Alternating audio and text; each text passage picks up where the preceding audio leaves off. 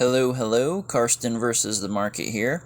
So for a couple days now, cannabis stocks have been, let's say, ablaze due to the news that the federal government here in the US is considering legalizing or decriminalizing cannabis.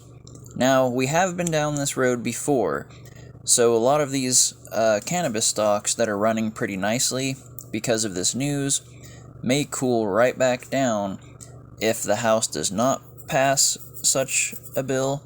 But even if they do, then the Senate and President also both have to agree to pass it as well before cannabis can actually be legalized.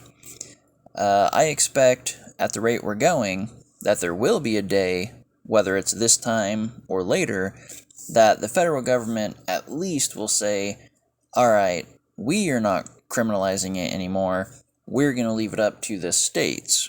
Then each state will decide if they want it or not, and probably even further down the future, pretty much every state will probably allow it, but I expect that further along. And even with this news now, and the good timing, and the fact that it could just turn around, and it's tough to say what to do with it, there are quite a few opportunities regardless. For example, Tilray, because of the news, has jumped from about $5 to $8.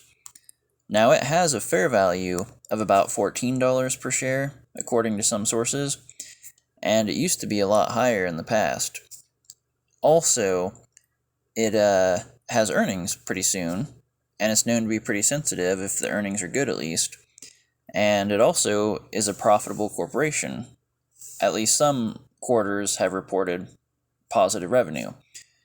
So it has a lot of potential, and it'll probably be higher at some point.